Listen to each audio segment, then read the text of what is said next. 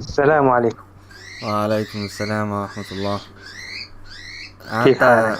الحمد لله. قعدت أبحث عن ابن قتيبة، أها. واكتشفت إن هو فعلا منزه يعني. صح، كيف اكتشفت يعني؟ يعني لقيته يعني زي ما انت بتقول كده بينفي الحد، وعلى طول الخط يعني بيذم الحشوية والمشبهة، وبيأول ساعات وكده يعني. مم. يعني قرأت وكمان الكتاب اللي قلت ولا قرأت كتاب ثاني يعني؟ ايه. إيه، قرأت الكتاب اللي قلت اللي نقلت منه ولا قرأت كتاب ثاني يعني؟ لا، قرأت كذا كتاب. قرأت مش ما قرأتش كتاب كامل يعني، قرأت من كذا كتاب. قرأت بتاع ليفنات هولتسمان ده، بتاع التشبيه في الإسلام، اتكلمت عن ابن قتيبة. وقرأت بتاع تاريخ علم الكلام في القرن الثاني والثالث ليوسف فان اس، ولقيته بيتكلم عن ابن مم. قتيبة برضه. يعني هما مم. بيقولوا ان هو درس كمان كتب أرسطو، ودرس الأدب، ودرس المسيحية واليهودية. ويعني راجل كان متبحر في علوم كتير يعني. آه. لا، أنا النقطة اللي استشهدت بها أنه من المحدثين يعني، لأنه هنا بينقل عقيدة اللي قبله يعني. لا هو ده وجه استدلالي. لا، ما مثلا ليفنا هولتمان بتقول هو ده، هو بيقول كده وخلاص، بس هو مش لا يتفق سائر المحدثين معايا. كيف؟ يعني هجيب لك نصها بالظبط. مم.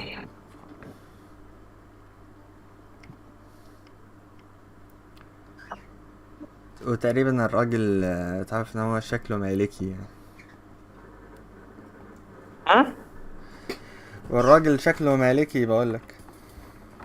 مالكي؟ اه لا، ما يعني أعتقدش. مش متأكد يعني، بس يعني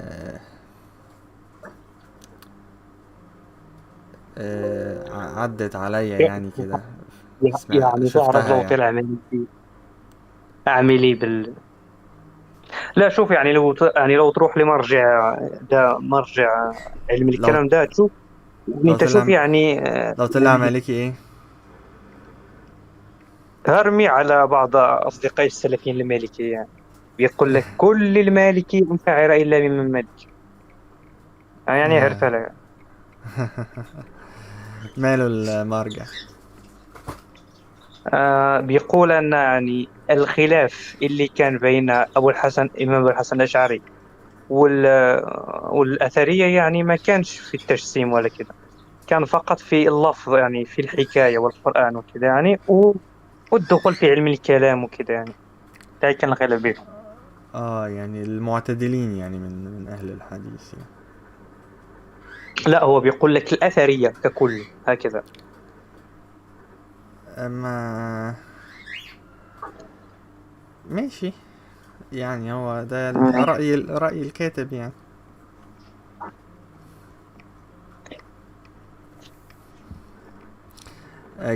جبت كلام هولزمان دي. تعال ترى. ثانية واحدة ترجمة. ترجم.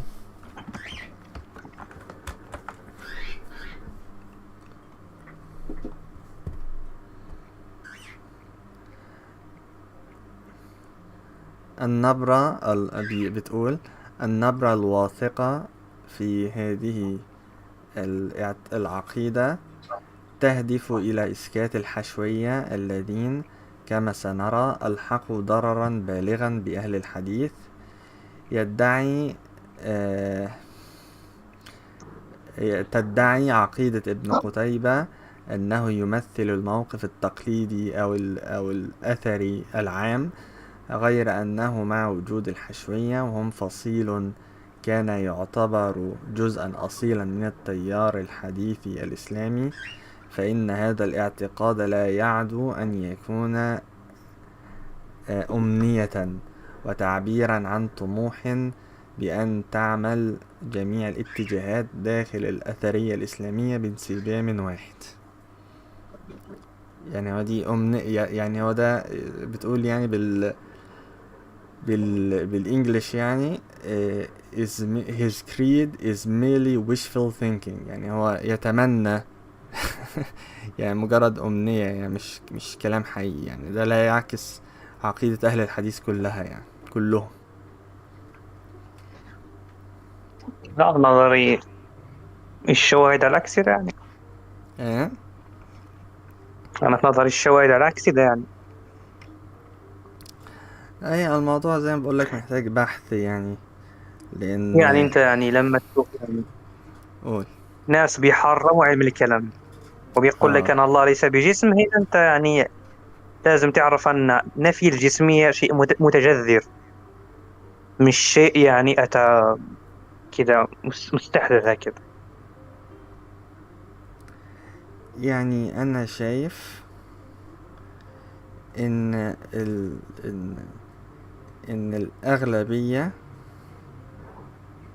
كانت مجسمة من أهل الحديث يعني، أنا لا، و وإن أنا البعض بقول أقلية. بعضه بعضهم كان ضد التجسيم، و... والتيار ضد التجسيم هو اللي انتصر في النهاية. يعني كان في لا، خلاف في نظري، بعد كده بقى في يعني إجماع على تحريم التجسيم يعني. في نظري لا، يعني الأغلبية ضد التجسيم. في نظري كان في قلة يعتقدون بالتجسيم انتصرت، يعني لأن مش ممكن يعني يكون الأصل هو التجسيم وبعدين ينقلبوا هكذا، مش ممكن هكذا. يعني مثلا عندك الحنابلة مثلا، عندك اه يعني مثلا القاضي أبي يعلى. يعني هو لما يعني على حسب السردية التيمية يقول لك أن إثبات التجسيم كان قبل القاضي أبي يعلى، يعني كان هو العقيدة بتاع الحنابلة يعني. وبعدين يعني دخل التيار الكلابي في التيار الحنبلي عن طريق القاضي أبي يعلى، وبعدين يستحدثوا نفي الجسمية والحد وهكذا. بس يعني لو تدقق يعني ما فيش عالم واحد يعني يطلع يعني من المجسمة يطلع يعني ينتقدهم في نفي التجسيم يعني، بين الحنابلة أو المالكية أو الشافعية والحنفية، ما فيش ولا واحد يعني مفيش ولا واحد يعمل ايه. يطلع كده يعني مثلا يعني يمثل لك بالمذهب الحنبلي يعني لما طلع لقد أبو يعلى وقال لك إن اه الله منزه عن الحدود وكذا، يعني ما طلعش ولا حنبلي واحد رد عليه ولا شن عليه. أنا بقول واحد، ولكن من مم. المفترض أنه يكون كفرة، لأن ده هو أصل عقيدة عندهم يعني بحسب السردية التيمية. آه. أنت هنا تقول لا، يعني الأمر ده كان اعتيادي يعني، والقاضي بيعلم يأتي بجديد يعني. مم.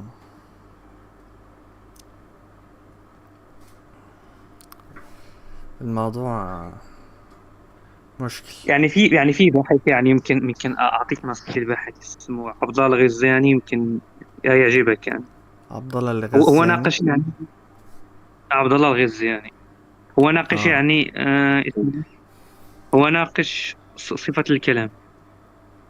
اه يعني هو ناقش هنا صفة الكلام، وانت اسقط نفس الموضوع على نفي الجسمية يعني.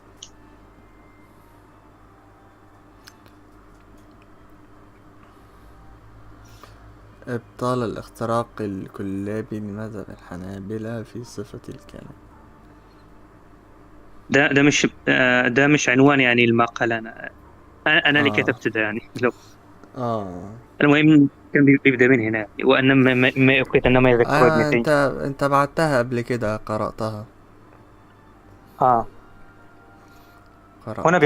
بيقول لك إنه يعني لو افترضنا اختراقا لصفة الكلام، اختراقا للمذهب الكلابي، لمذهب الحنابلة، يعني وغير منهجه في صفة الكلام، يعني لماذا لم يكن هناك عالم واحد يعني طلع وانتقد يعني الكلام ده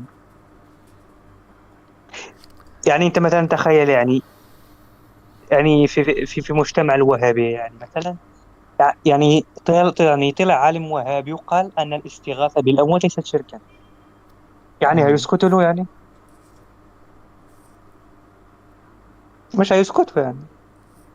بس الفكرة يعني ان يعني ممكن يعني يكون الميول اتجاه التنزيه كان يعني تدريجي، وظهر في القاضي أبو يعلى. فاهم؟ تدريجي؟ ازاي تدريجي؟ يعني من ضغط المعتزلة على الحنابلة وذم الناس ليهم، بدأوا ما فيش ي... ضغط، ما فيش ضغط أساسا. بعد م? الإمام أحمد بن حنبل الدولة العباسية اختارت المذهب الحنبلي، في فين الضغط؟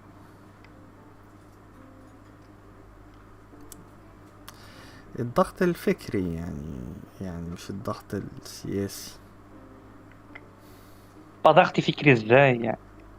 يعني في ما يعني الضغط زي الفكري مثلا. لو كان يعني لو كان بيعمل نتيجة، يعني لو كان بيعمل نتيجة، لو كان يعني تنازل عن حرف الصوت، ليه ما تنازلش عن حرف الصوت يعني؟ وبقيوا على عقيدة حرف الصوت، ليه في نظرك؟ ما مع أن اعرفش. يعني كثرة التشنيعات اللي عملوها الأشاعرة مش طبيعية، مم. ومع ذلك تمسكوا بالحرف الصوت.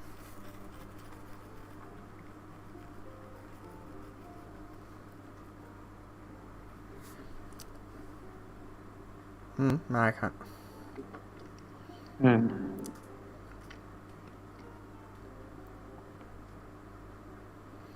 انا كنت مم. بقرا مقال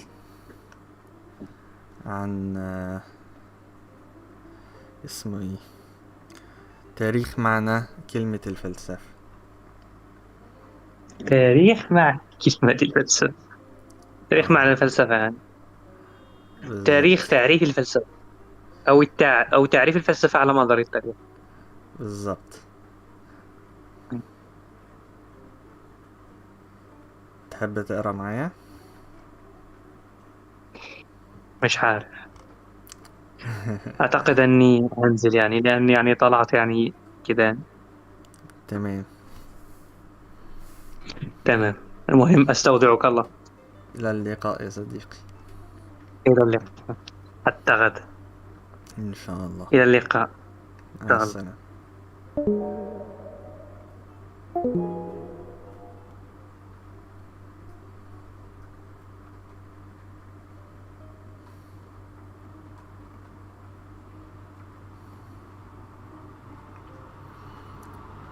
سنقرأ الآن.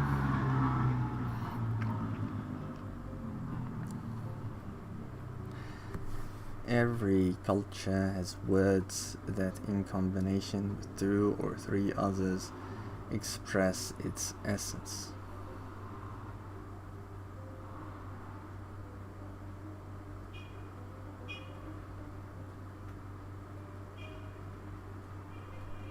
بداية غير موفقة. يعني ايه الكلام ده؟ Behavioral, cognitive, and aesthetic ideals inherent to it.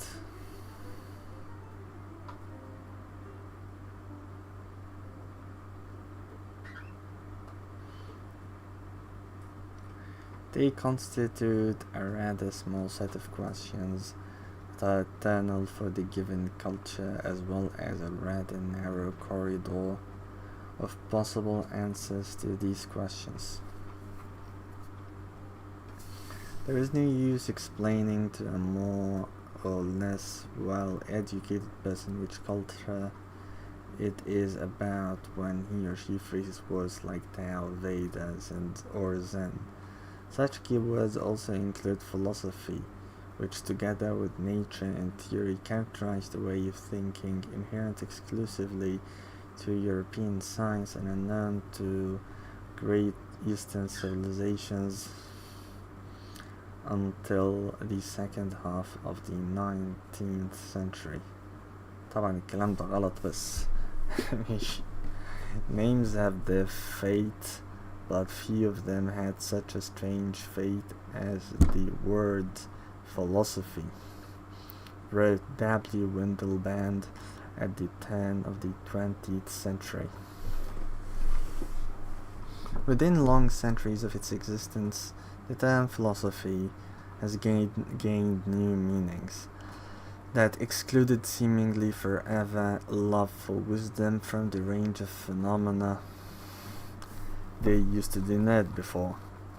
This phrase itself now seems to be an accidental name for the spiritual formation, the essence of which the modern philosophers speak about. History is irreversible,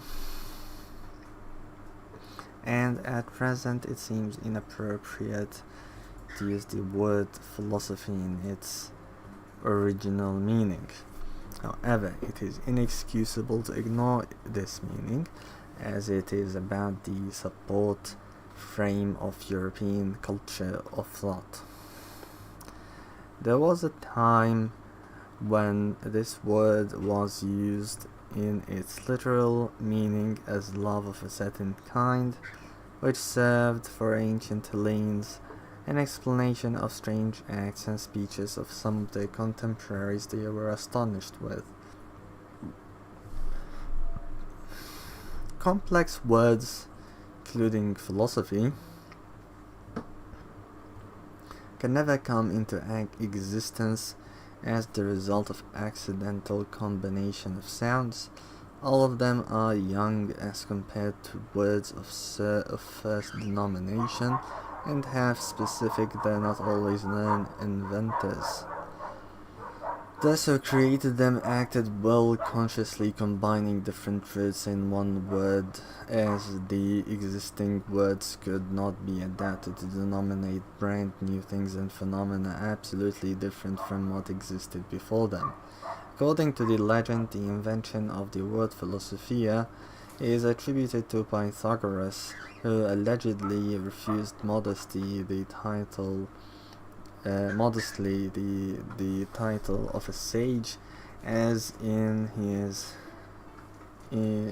judgment only gods were really sage, and for men it was appropriate to be called lover of wisdom.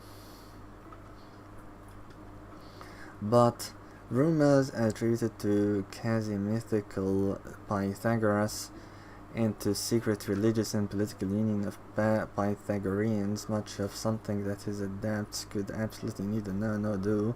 The word philosophy does not appear in reliable written sources of the 6th and 5th centuries BC, and therefore it is unknown which meaning was read in it, for example by Anaxagoras or Democritus, and whether they used it at all. Apparently the word philosophy was designed in Socratic circle that ironically opposed their love for wisdom to the alleged wisdom of the surface, and this word stayed within those limits for a certain time. Aristophanes, who knows Socrates well, calls him in his comedy The Clouds not a philosopher but a sophist, most probably because the word philosopher and philosophy were unknown to most readers and viewers of his play.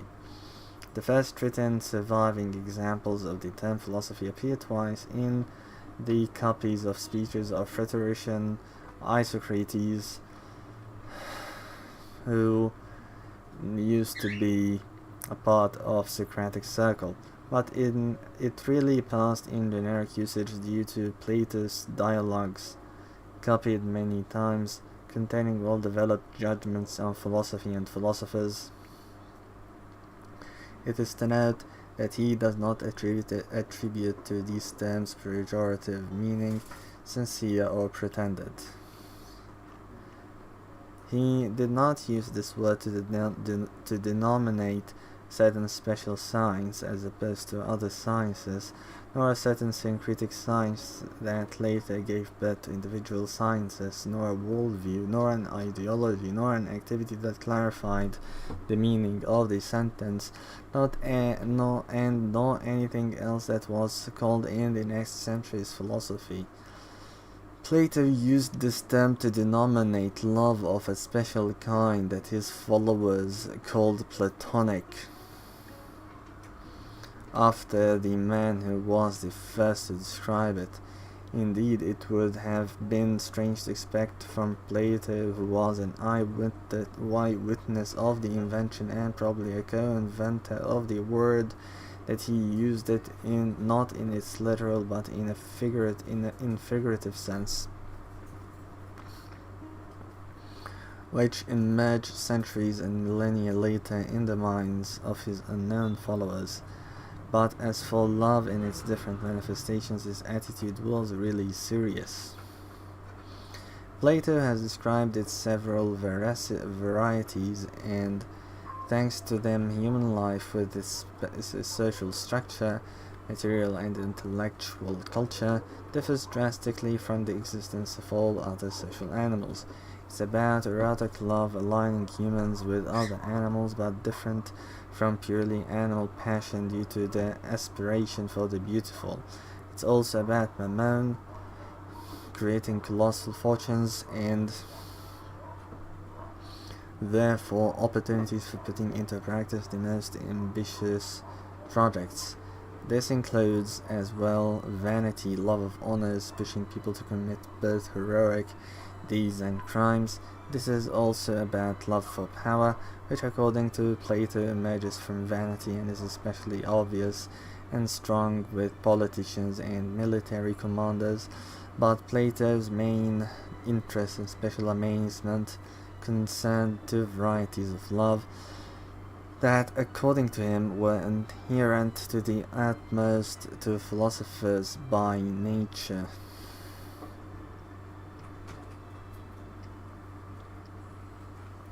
One of these is love for wisdom as such, and the second is love for truth, for knowledge's sake.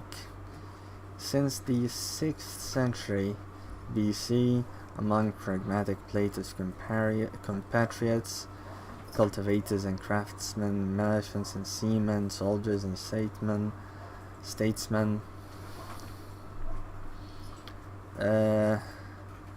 emerged people who took interest in absolutely useless questions.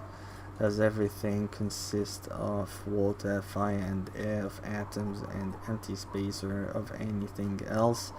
Will Achilles overtake the tortoise or not? Is the sun really a red-hot stone of the size above Peloponnesus? Is everything really a number? The answers to those and similar questions obviously could not be useful in politics, commerce, crafts, military art, or agriculture, none of the practical activities of ancient Hellenes. Nevertheless, they argued to each other, trying to prove the veracity of their views, as if something important in their lives really depended on that. They were proving the veracity of Pythagoras' theorem that their Mediterranean neighbors and they themselves used for centuries when measuring land and doing construction work. They were proving lots of theorems useless for themselves and their nearest descendants, including theorem on building only 5 possible regular convex polyhedra. What made those people tick? What makes our contemporaries tick? What is the practical sense of the proof, and does it exist at all? If needed, we use the theorem knowledge without thinking of the proof. Why mathematics without proofs is unthinkable for us. And why was it easily thinkable to Chinese in the 19th century? First translations of European textbooks in geometry into Chinese proofs were completely absent. Most likely, Chinese translators did not find any practical usage for them and considered them somewhat intellectual decorations of certain European ceremonies.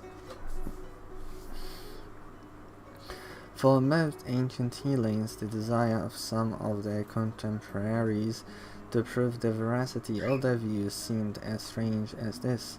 Plato was sure of the use of mathematical knowledge for managing the state and for military art, understood clearly practical uselessness of the proof, explaining that business pointless according to the majority, with love sickness similar to a delirium of a person in love who can neither think nor speak of anything else but the object of his or her affections. According to him, philosophers' disregard of everyday business, their poverty, their lack of skills for crafts and civil disputes are because of their love for truth. In Plato's opinion, it was not a way of subduing someone else's will by power.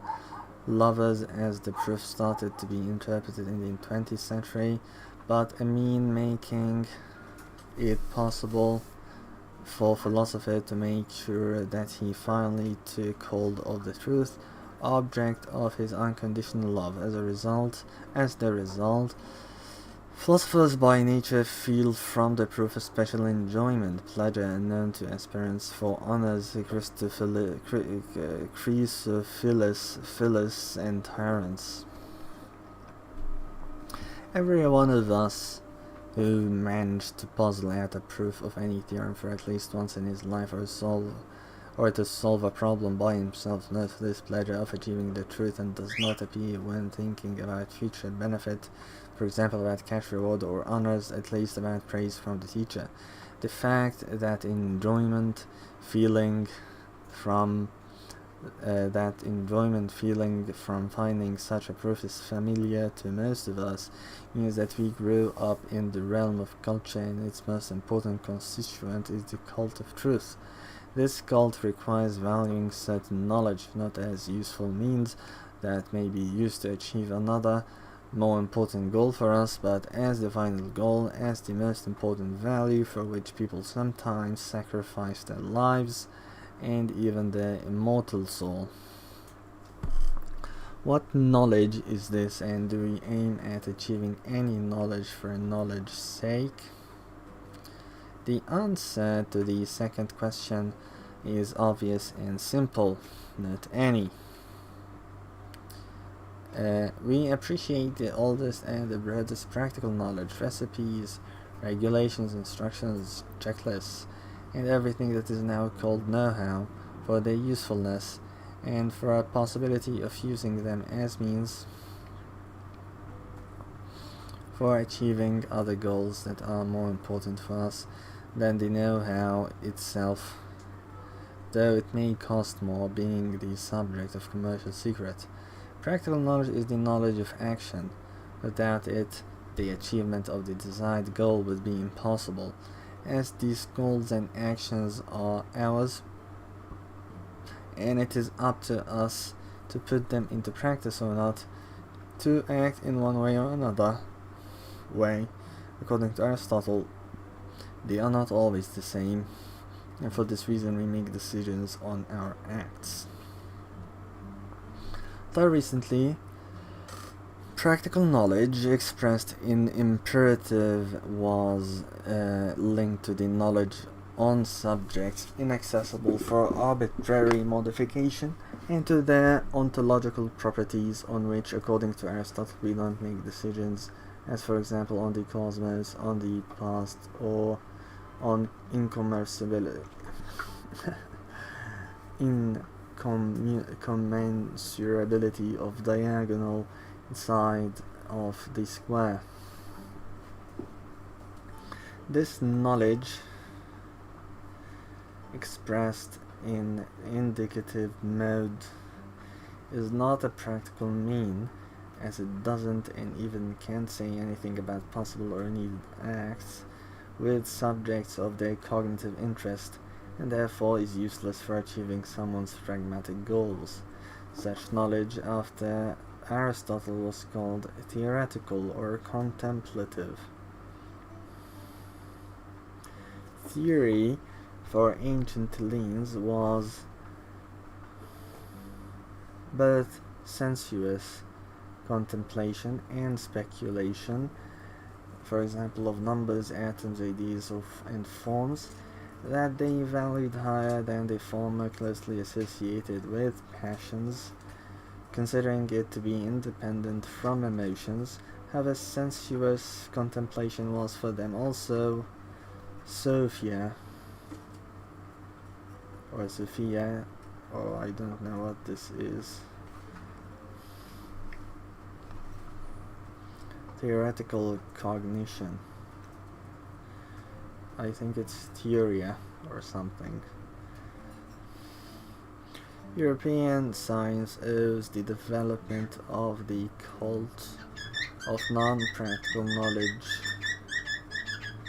to freedom that came down on Hellas in the 7th and 6th centuries BC due to a relatively fast disintegration of clans, links of the population, former morals that dictated the rules of conduct with the clansmen and outlanders without any options did not work any longer in the context of heterogeneous and multi-people policy, whereas new forms were only forming. The cult of sages has emerged in chaos of unregulated and therefore unpredictable acts causing fear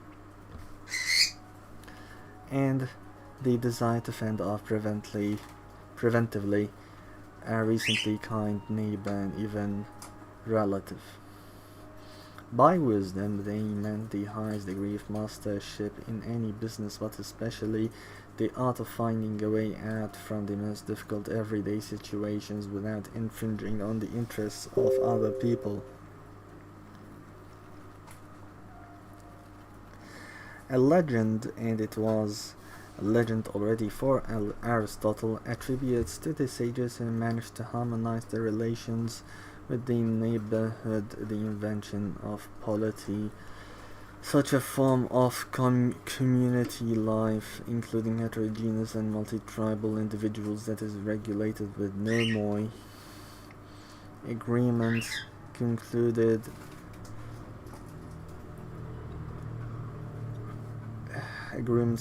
by the general meeting of citizens and necessarily put into writing afterwards. That is specifically the written form of nomos, most often translated as law. That was different from log. I don't know how to read this. Literally word oral form of former interclan and intertribal agreements. However, nomoi, as it turned out, as opposed to unwritten rules of community life, were easily broken or cancelled, sometimes temporarily, and then were called psiphisma, in spite of the sacred promises not to modify them. Certainly the laws limited to the lawlessness of the individuals, but not in such a compulsory way that they could be compared to former taboos. This made them for most Hellenes unfavorably different from unwritten and single-option clan morals and practices. The discontent about new system of freedom limitation, which did not create invincible obstacles for the free will of individuals, caused it in search for force majeure against which ancient Hellenes soul, knocked out by freedom, could finally lean, and which could serve as basis for future inviolable legislation. One of the results of such a search has become the formation of the concept nature at the turn of the 5th century BC. By nature, Leans meant at the time not the world as a whole, not cosmos, neither universe, but an essence inaccessible to arbitrary modification. The essence determines a way of independent appearance, existence, and annihilation of things, similar to what we mean when speaking about human nature, nature of science, thought, etc. Main meanings of the word nature were defined by its opposition to the word techne, art, skill, another source of appearance, motion, and modification of things, requiring from people not only skills but efforts, sometimes really serious ones. Variety of these two words, of this word, was a practice. Specific, according to Aristotle, art of acts or actions in respect of other people. Efforts to cognize nature of things. That is exactly how in plural ancient Hellenes used to write the expression, believing that every class of things has its special nature, inaccessible for modifications, and therefore independent on our decision, caused the development of the foundations of theoretical cognition, had to present its subjects not in terms of their possible usage, but in their own natural properties, regardless of their usefulness or uselessness, beauty or ugliness, pleasance or hatefulness. Theoretical cognition, both then and now, has to answer the question what is, and not thought to be, what was and what will always be, and not the question what is better than something that is and what should be done to achieve this better. But how correlate love and wisdom, or love for practical knowledge and love for truth, as the final goal of theoretical cognition, can be considered as philosophers those who, due to their sight and speculation, study things, holding deliberately back from practical actions on them to avoid distorting their nature. Socrates, as it is known, gave up on cognition of different natures. He was keen in his youth in order to concentrate on the cognition of good and ways of its achievement, and the words on cognition of wisdom. Plato found his own solution of the question about the correlation of philosophy and love for truth by returning to methodological interpretation of natural processes that became predominant in the Middle Ages. Hellene's myths were about the cult of art skill sanctified with belief in Olympic gods, who only due to the skill of each of them in corresponding craft, including Hermes' theft skill, managed to win their more powerful cousins, the Titans. Plato, reasoning about the nature that makes something appear and change without any apparent efforts, claimed that what was meant by this word was in fact this word, though not human art but celestial. Based on such understanding of this word, he speaks about presiding deity as master of art, demiurge. And as for the theory of the origination of things and on the cosmos, he called it believable myth, meaning by myth a special literary genre that had a specific subject, deeds of gods and heroes. Thus, curiosity of those who aim on cognition of nature of things is in essence an aspiration for the cognition of celestial wisdom, though not always intended.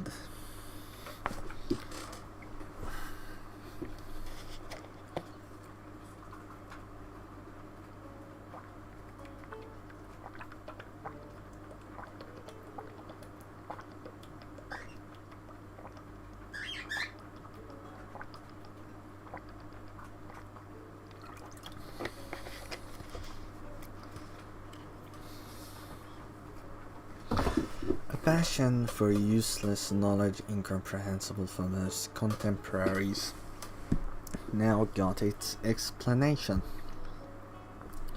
Love for wisdom that have seized certain people makes them go in for theoretical research. After Plato, it was called mother of all sciences. Mathematics that included astronomy, theory of music, logic, physics, ethics, and in Helene's period even mechanics.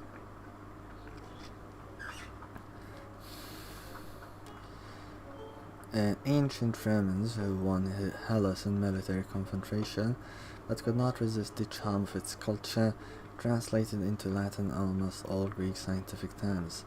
However, they could not find an analogue for the word philosophy. Their practical mind polished its impermanent battle state arrangement, creating legal institutions, field works, and agricultural production, was uninterested in questions the answer to which could not bring any use. Acknowledging Greek superiority in solving theoretical problems, particularly in mathematics and physics, Romans accepted their role of perpetual pupils, only dreaming about getting closer to the knowledge of their teachers. As for independent search for theoretical knowledge, they didn't even dream about that. Consequently, a new type of a scientist emerged in Rome, a generalist who knows all the existing reputable sources, as for example Pliny the Elder, who has become a role model in medieval scholasticism.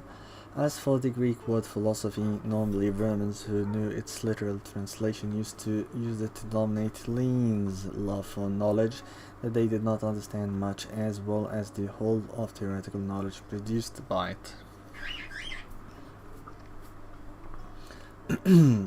That interpretation of the word philosophy has become the target of violent criticism by early Christian apologists and the church fathers, which were jealous about all kinds of love but love for God. Talented and well educated a la Greek, they made a lot to suppress the cult of philosophy, which was accredited among pragmatically oriented Romans due to a strange fashion. One of the deepest Christian thinkers, Augustine of Hippo, aiming to discredit philosophy in the eyes of his Roman compatriots, interpreted as the lowest kind of love, as a certain lost, exhausting human spiritual power with aspiration for knowledge, but this knowledge he addressed to pragmatic Romans does not bring any use. People don't even look in it for anything but knowledge. Throughout all early period of the Middle Ages, which was called Dark, Western Christians, not without Augustine's influence, deliberately suppressed in them interest of individual search for truth if it appeared.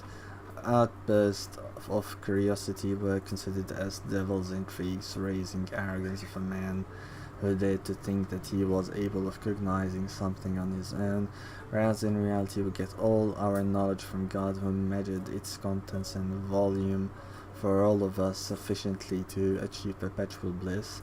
It had to be the genius of Thomas Aquinas in order to legalize in the eyes of Catholics of the 13th century an interest caused by Arabic language culture for theoretical studies of antiquity, for philosophy, which was considered after Romans not as a special science, but as love for knowledge.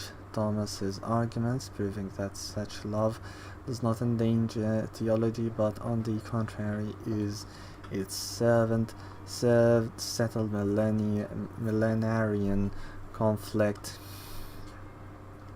between curiosity and orthodox belief, unleashing powerful intellectual forces anticipating scientific revolution of the modern history. Not without Thomas's influence, who believed that 7 disciplines relative to trivium and quadrivium do not exhaust theoretical philosophy. They started to teach at the faculties of liberal arts in Renaissance period physics and metaphysics, including rational or natural theology and rational psychology, and the faculties themselves were named into philosophy faculties. Medieval Europe witnessed Hellenistic division of sciences into theoretical thought at philosophy faculties and practical thought at law and medical faculties. A special place was occupied by practical philosophy, ethical and political doctrines that were taught at philosophy faculties. Then, as now, studies of ethics were not aimed at governing the acts and the improvement of morals, then it was church's business, and now it belongs to communication media. Practical philosophy was a theoretical subject that studied as granted existing reputable doctrines on morals. Scientific revolution of the 17th century added new meanings to the word philosophy, though gradually. Throughout a long period of time, philosophy was considered as love for knowledge, which gave the same rights to physics and metaphysics, rational cosmology and astronomy, rational and empirical psychology, mathematics and ethics. Today, we easily distinguish Descartes' philosophy from his mathematical and natural science researches, but Descartes himself, who defined philosophy as the study of wisdom, meant by this study not only his doctrine on method and two substances, but also all other theoretical sciences, speculative, assisted by intellectual intuition, including rational theology, rational psychology, physics, mechanics, medicine, and ethics.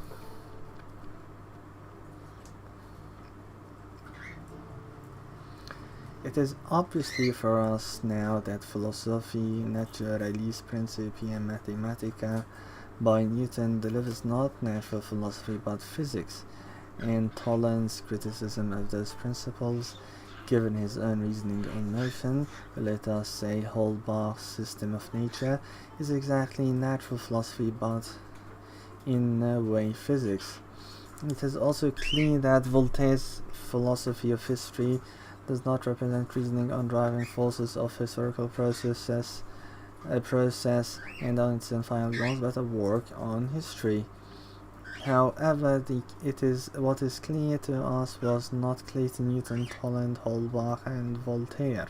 Philosophy for them, and for encyclopedists and enlighteners, was still love for knowledge, requiring from philosophers finding on what really is and really was. They believe that human mind enlightened with this knowledge will not make a mistake in choosing practical goals and means for their achievement, and will not allow the return of ignorant Middle Ages. In Germany, popular philosophy fixed the same Enlightenment goals, including the requirement to present scientific knowledge in native language. If Latin terms did not need to be translated into Roman languages in Germany, many of them had to be translated into German, often creating new words. Alongside with newly created German terms, Latinisms and Hellenisms often subsisted, which made it possible to express different subtleties of similar phenomena thanks to etymologically equal words. Especially lots of new terms that tracked contemporaries were introduced by Immanuel Kant according to his own confession. Kant was the first in continental Europe to give a university course of lectures in physics based on Newton's work, and was the first to realize all its novelty, particularity of problems that it solved as opposed to previous doctrines on nature.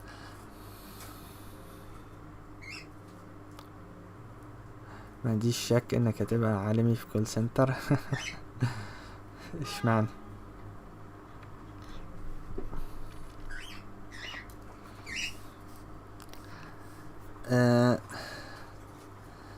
Kant uses the neologism natural science to distinguish this new mathematized science on nature from previous one deprived of mathematical apparatus of physics that he intended to reform on the basis of critique of the reason, and to call it metaphysics of nature or philosophy of nature.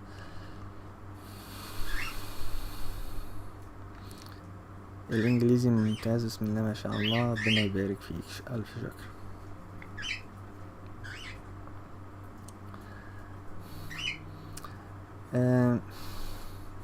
The word philosophy, according to Kant, stops to denominate only love for knowledge, but also involves a certain different from mathematics and natural science branch of cognition, with judgments that will never become universal and necessary. If we put together all the definitions of philosophy contained in the Critique of Pure Reason alone, it would be impossible to unite them in a certain synthesizing definition.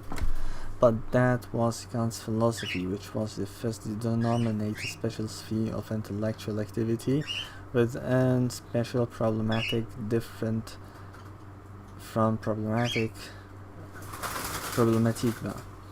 with own special problematic different from problematic of sciences that were called later individual and specific. A way of understanding specific character of philosophy problems that were not defined by traditional metaphysics with its set of rational, theoretical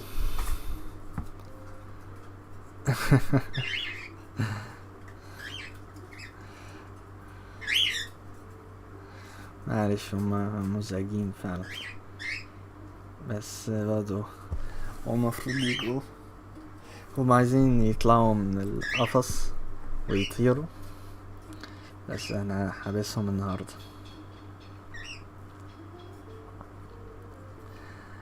A way of understanding specific character of philosophy problems that were not defined by traditional metaphysics with its set of rational theoretical sciences, and far less by physical mathematical disciplines, have become rare so far. Attempts to create a special science philosophy with its own subject and method, solving its own problems.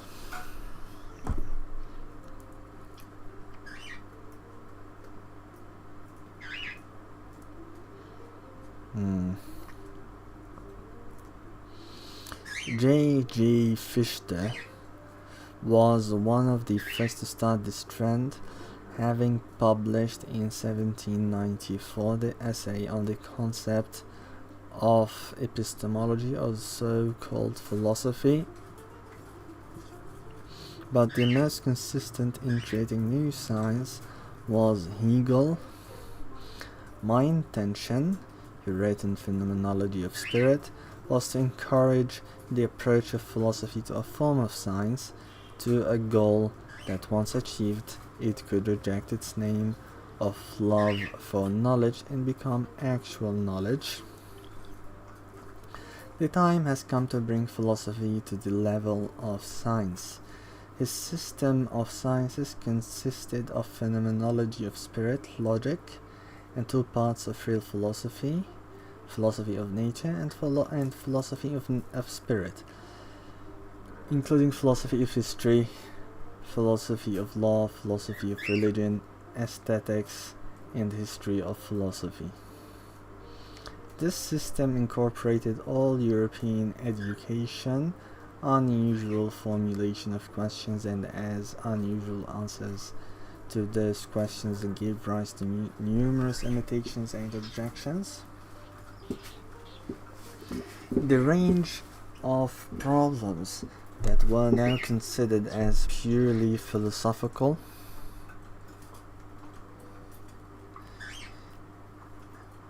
تقريبا من سنة انت كنت مهتم بدراسة ابن تيمية صح؟ هي نفس القناة صحيح ايوه هي نفس القناة كنت مسميها تيمولوجيا ودلوقتي تيمولوجيا ودلوقتي مسميها أشعرولوجيا.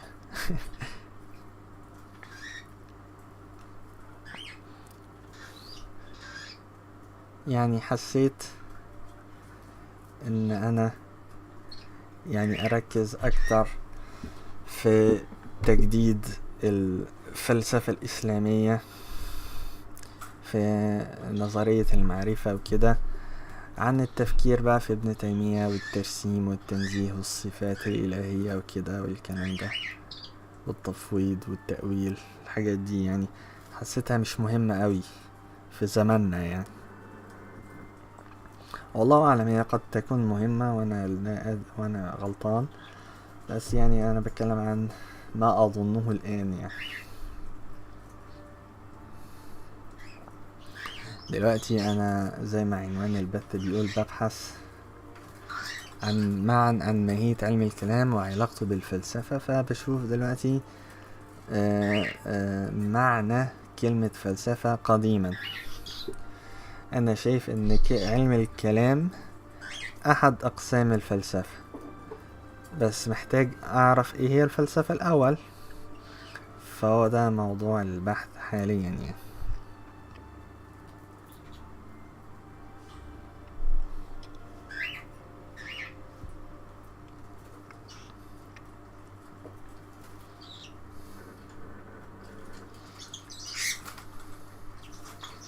This system incorporated all European education, unusual formulation of questions, and as unusual answers to those questions, and gave rise to numerous imitations and objections. The range of problems that were now considered as purely philosophical has considerably broadened. Philosophy as a separate subject started to be taught in German universities and even in school classrooms. However, the transformation of the word philosophy as a special branch of knowledge progressed in different ways in different countries. A. Kant drew on traditional understanding formulated by Newton in natural philosophy. C. Linné in botanical philosophy, Philosophia Botanica, and J.B. Lamarck in zoological philosophy. He was perplexed about its newly fashionable usage in German lands and even outside. Hegel did not reply to his request to expose briefly in French his philosophy, and Kant finally declared that science was philosophy in itself, and for this reason did not include philosophy in the list of sciences that he called positive philosophy.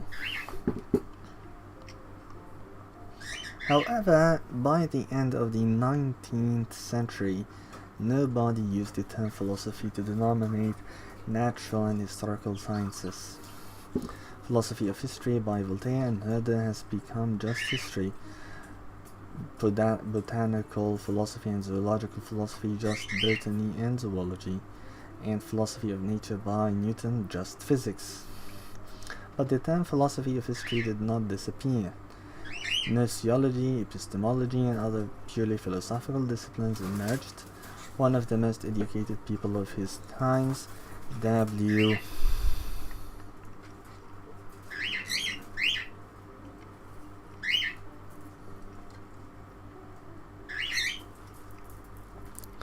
ربنا يوفقك. انا شايف كده افضل. العقيدة صعب نتحكم، نحكم من الصح للأشاعرة ولا أهل الحديث. الاتنين عندهما وجهة نظر مختلفة. وأنا في وقت من الأوقات كنت محتار بين الاتنين ولحد دلوقتي. أنا مقتنع 100%، أو ممكن تقول يعني 99%، إن الأشاعرة هم معهم الحق. ليه؟ هو إيه الفرق بين الأشاعرة وأهل الحديث؟ أولا، أهل الحديث مش فريق واحد.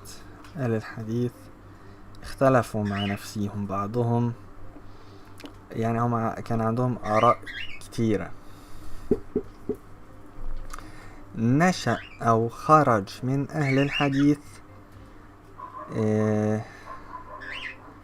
مدرسة 3 أو 4 مدارس منظمة، أو 5 كمان، 5 مدارس أو 6 كمان 6 مدارس منظمة واضحة المعالم: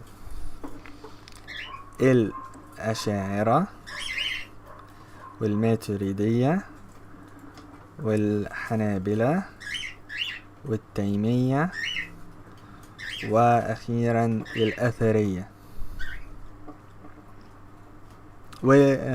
والكرامية. طبعا الأشعرية والماتريدية هم أعمدة أهل السنة، بحيث ان هم الأغلبية، يعني هم حوالي 80% أو 75% من المسلمين. والأشعرية والماتريدية يعتبروا مدرسة واحدة لأن هم متفقين في معظم الآراء. الحنابلة يعتبروا يعني إلى حد كبير أشاعرة، يعني هم والأشاعرة متفقين برضو في معظم الآراء، ما عدا اختلاف في مسألة فيها حساسية، هي مسألة التأويل والتفويض. الحنابلة شايفين ان التفويض هو الحق، والتأويل يعني حرام. بس لما الواحد يقرأ في التاريخ يلاقي مثلا الإمام ابن عباس رضي الله عنهما كان بيأول الصحابي، فازاي نقول ان التأويل حرام؟ فموقف الحنابلة ده غير منطقي. وبرضو نقطة الاختلاف التانية، الحرف والصوت. الحنابلة شايفين ان القرآن حرف وصوت قديمان، فازاي يكون الأحرف والأصوات قديمة؟ نسألهم يقولوا هي أحرف لا كالأحرف وأصوات لا كالأصوات. فهنا انت كده يعني برضو كلام يعني يضحك، يعني ما واضح ان الأصوات والأحرف كلها اتخلقت مع خلق العالم يعني. وإنك لازم تقول لو القرآن لازم تقول ان هو قديم، يبقى هو معاني القرآن، لان هو يمثل علم الله وإرادة الله وكلام الله.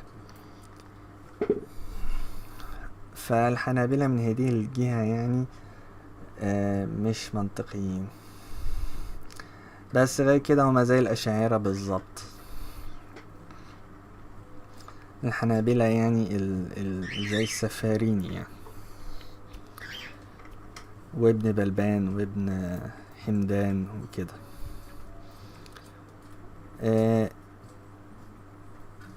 ومش عارف مين، عثمان النجدي.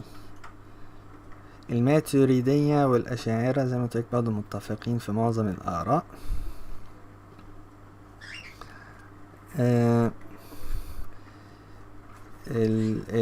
الماتريدية مثلا الاختلاف ما بينهم وبين الأشعرية في في مسائل بسيطة،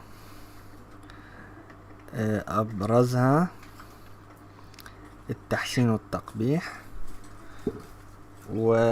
وصفة التكوين. الحقيقة أنا ما تعمقتش قوي في الماتريدية يعني، بس اللي أنا يعني يعني حسيته إن الماتريدية يقلدون ولا يعني مش موضوعيين في التفكير قوي، مع احترامي ليهم طبعا. يعني هم عايزين ينتصروا لمذهب الماتريدي بأي ثمن، مش الانتصار للحقيقة أينما كانت. فتلاقي الماتريدية يعني متفقين ما بينهم جدا، دي ملاحظة يعني ما عندهمش تنوع تفكير. يعني مثلا عند الأشعرية، مثلا في الأشعرية في مسألة تعريف العلم، مثلا ما هو العلم، تلاقي 4 5 آراء 7 آراء. عند الماتريدية بتلاقي رأي أو رأيين بس. في الماتريدية إلى حد ما متفقين في نفسهم، والأشعرية فيهم تنوع أكتر، لأن الأشعرية يعني يعني أحرار في التفكير أكتر. ده الانطباع يعني اللي أنا أخدته يعني. مثلا مسألة التحسين والتقبيح، الأشعرية شايفين إن حسن الأشياء وقبحها نسبي. يعني أنا شايف مثلا إن الحاجة دي مضرة بالنسبة لي، فبعتبرها قبيحة. ممكن حد تاني يعتبرها جميلة حسنة، وهكذا. الماتريدية بيقولوا لك لأ، الحسن والقبح ثابت في الواقع، هو من تقدير الله. يعني ربنا هو اللي خلى بعض الأشياء حسنة وبعض الأشياء قبيحة، بس ربنا يقدر يغير حسن وقبح الأشياء، بس ربنا بس اللي يقدر يغير حسن وقبح الأشياء. بس مع ذلك يعني المشاهدة والتجربة بتبين ان البشر بيختلفوا في تحديد ما هو حسن وما هو قبيح، مما يدل على ان مفيش حسن وقبح ثابتين. وصفة التكوين برضو يعني مش مقنعة. يعني ليه؟ ما هو ربنا سبحانه وتعالى بيخلق بإرادته وقدرته،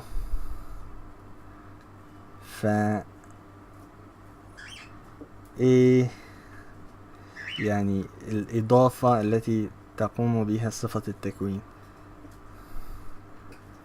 يعني ربنا سبحانه وتعالى إن أراد شيء يحصل هذا الشيء بكل بساطة بالقدرة، لأن أما التكوين يعني ملهاش معنى يعني. مسألة المذاهب التانية بقى، التلاتة التانيين، الأثرية ضد الفلسفة وعلم الكلام أصلا، بس بيبقى عندهم آراء كده يعني غالبا يعني ما تعرفش تصنفهم. هم واخدين موقف غريب، يعني ازاي تبقى ضد العقيدة والعقيدة هي أهم علم أصلا؟ يعني ربنا سبحانه وتعالى أرسل القرآن علشان التوحيد، فازاي تحرم علم التوحيد؟ فشيء غريب يعني. الكرامية والتيمية، أتباع ابن تيمية وأتباع ابن كرام يعتبروا مذهب واحد. يعني الفرق بس ما بينهم في مسألة الإرجاء والتكفير. الكرامية ما بيكفروش، الكرامية مرجئة، شايفين ان اي حد يقول لا اله الا الله محمد رسول الله، اي حد يشهد بالشهادة فهو مسلم مؤمن. التيمية لا، التيمية ضد التعريف ده، شايفين ان الايمان لازم يكون مع عمل. فانت مثلا لو ما صليتش انت كده كفرت، لو انت ما صمتش انت كفرت كده يعني. فبي بي بي بيستسهلوا التكفير اكتر. فدول التيمية الفرق بين التيمية والكرامية مع بعض يعني، والأشعرية والماتريدية والأثرية، إن الكرامية والتيمية مجسمة، شايفين إن ربنا مادي، له طول وعرض وعمق وشكل وصورة ووزن وكتلة وكده يعني، وحد، ويتحرك ويجلس وينزل ويصعد، له حجم كده يعني، جسم. فبنقول لهم ده مستحيل. هما بيقولوا ده هو عقيدة الصحابة، وهو ده ما يدل عليه النص. فبنقول لهم ماشي، ما هو النص ممكن يتفهم كذا طريقة، اما عقيدة الصحابة فاحنا يعني ما فيش دليل على ان هما مجسمة او منزهة. احنا ما نعرفش الصحابة كانوا بيفكروا ازاي، لان لم يكتب الصحابة اي شيء يعني، لم يكتب الصحابة اي شيء، انما بدأت المسألة تظهر في عصر التابعين. بس يبدو يعني زي ما بنقول يعني، زي الإمام ابن عباس الصحابي كان بيأول، مما يدل على ان هو يعني عنده حساسية من الترسيم والتشبيه، والله اعلم طبعا يعني في نهاية المطاف. بس يعني لو احنا نظرنا في العالم هنلاقي ان النصارى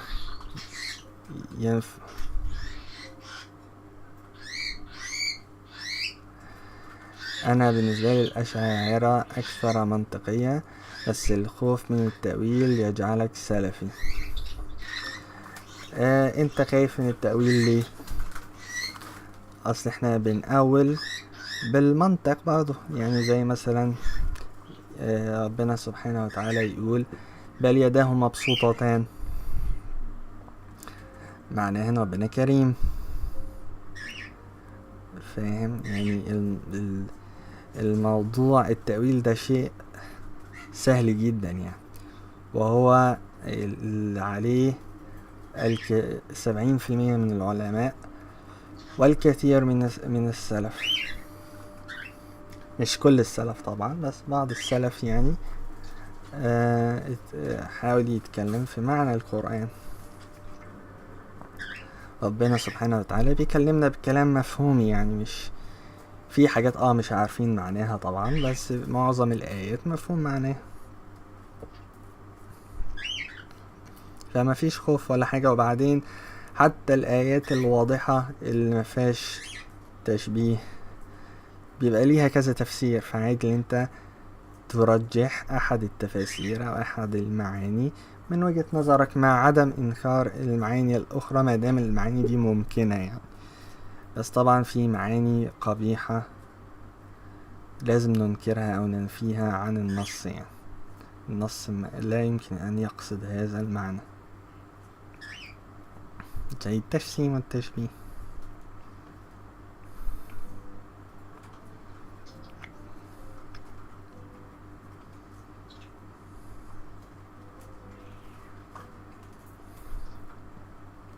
صح؟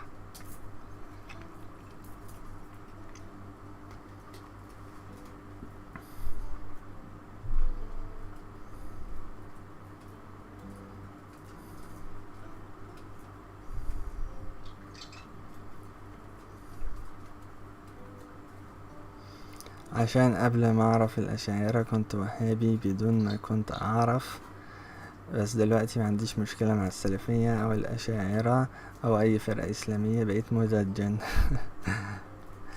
لا، هو انت يعني خليك مع الاشاعرة او الماتريدية.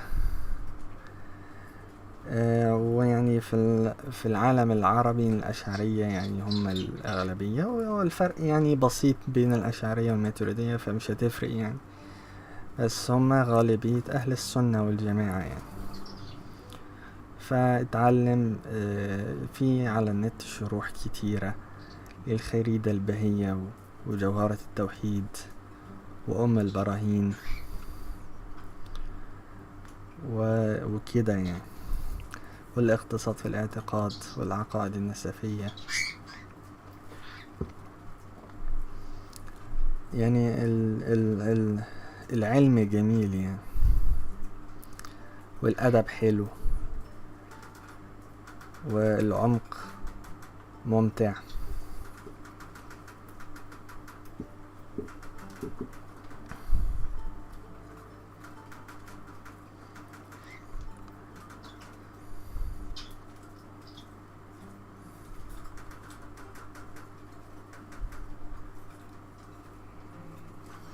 أنا دلوقتي بحاول يعني المشروع بتاعي أحاول أعرف إيه هو العلم، ما هو معنى أو ماهية كلمة العلم أو المعرفة أو النوليدج بالإنجليزي يعني.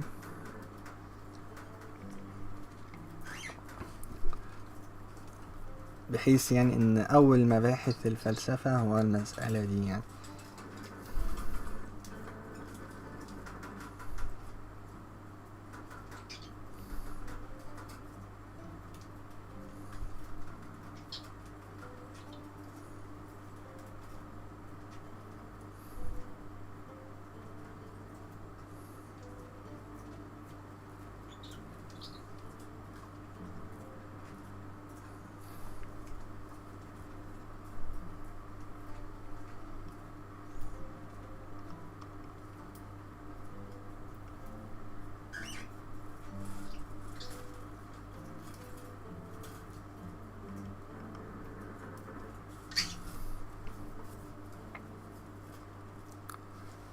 لا لا لا داعي للأسف يعني، بالعكس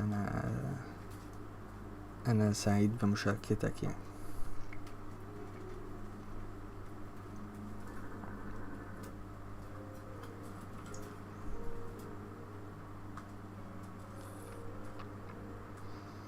لازم لازم أخليك أشعري، لازم تتمشعر.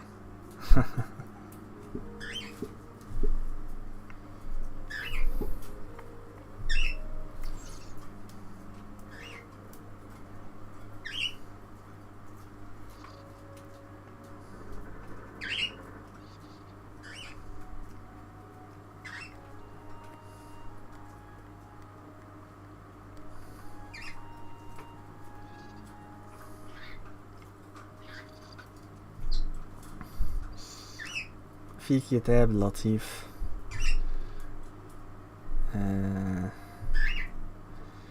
اسمه المرجع في تاريخ علم الكلام، ده برضه ممكن تطلع عليه يعني.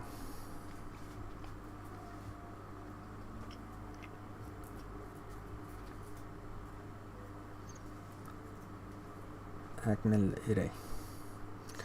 One of the most educated people of his times, W. Wendelband, referring to the variety of meanings of the word philosophy,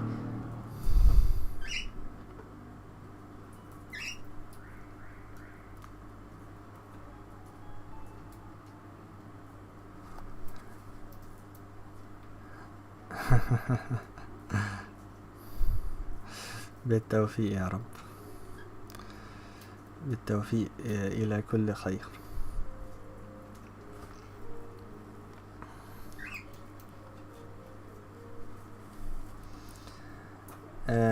Has declared a universal right to call philosophy whatever he wants, having defined it as critical science on values compulsory for everybody. That is how another philosophical science, axiology, has appeared. Even more philosophies formed in the 20th century. There are philosophy of physics, philosophy of mathematics, and just philosophy of science, philosophy of social science, and plenty of others, including philosophy of philosophy. It could seem that a variety of competing schools and trends having their own interpretation of the word philosophy must have caused a radical lack of understanding among the adepts. However, that was not the case. Marxists and New Thomists, existentialists and logical positivists and representatives of phenomenology and linguistic analysis distinguish easily, for example, between philosophy of physics and from physics itself, philosophy of mathematics from mathematics, philosophy of science from science, etc. Despite their critical attitude towards other doctrines, turns out that in spite of all declarations on originality of their own views, our contemporaries rely upon some common understanding of the word philosophy.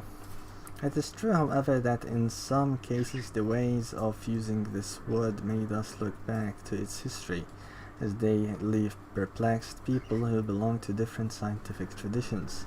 That is how the situation is in English-speaking and French-speaking scientific communities with science degree Doctor of Philosophy, which is given after defense of a thesis in one of theoretical sciences.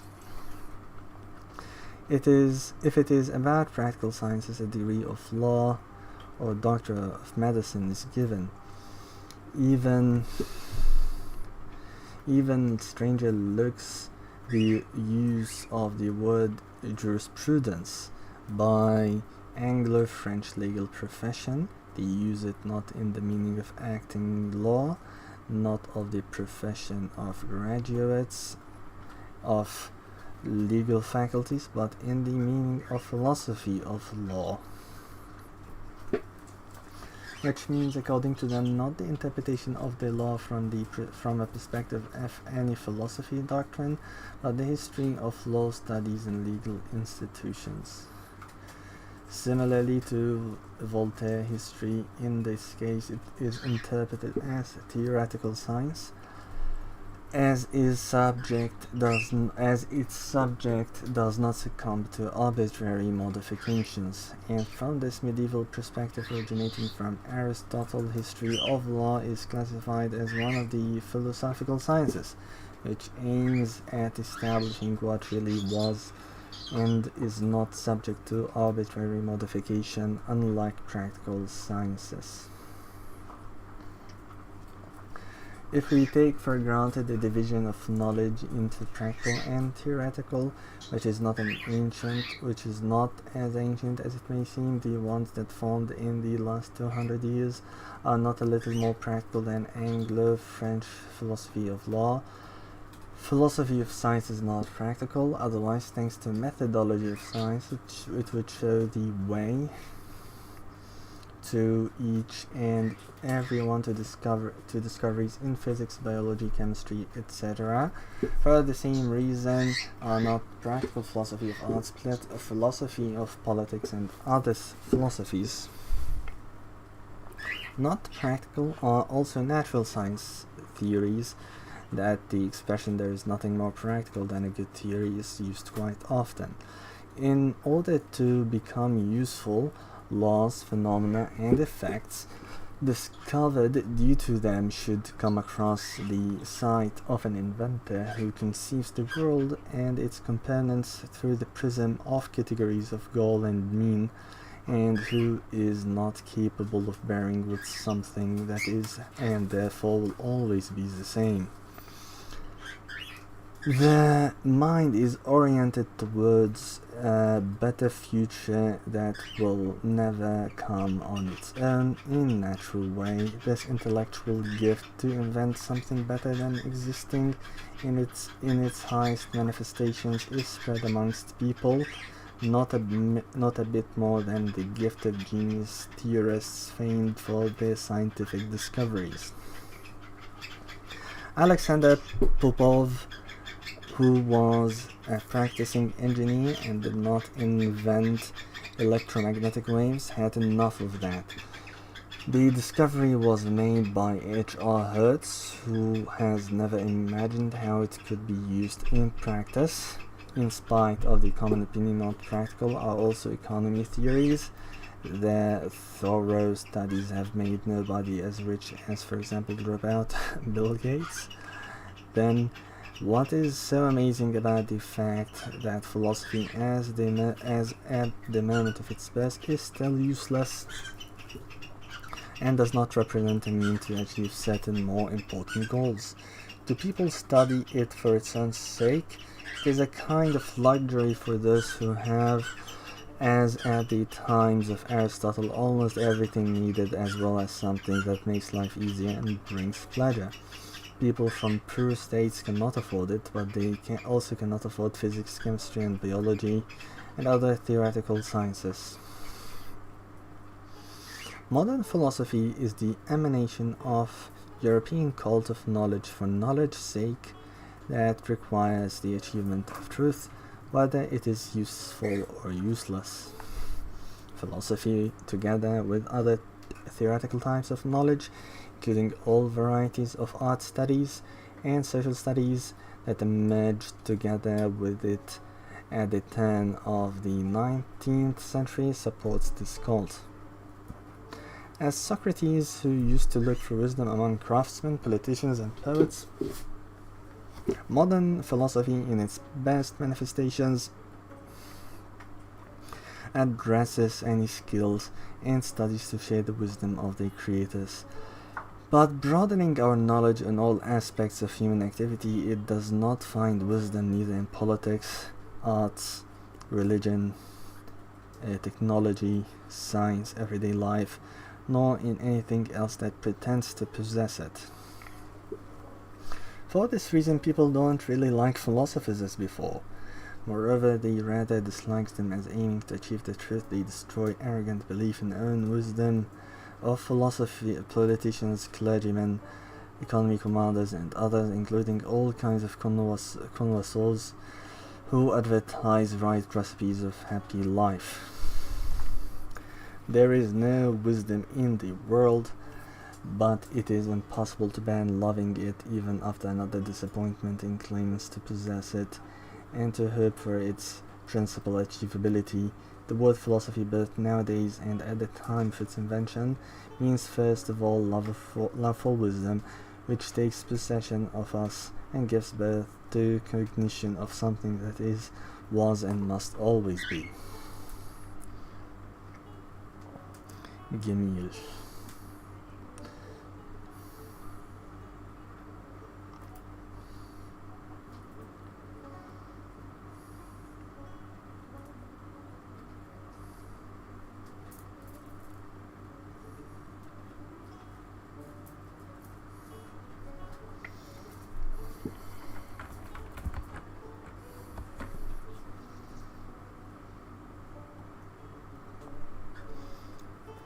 تعالوا نبحث أكثر عن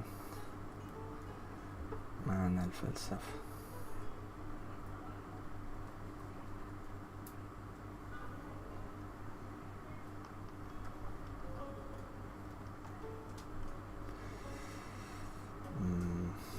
نبحث ازاي؟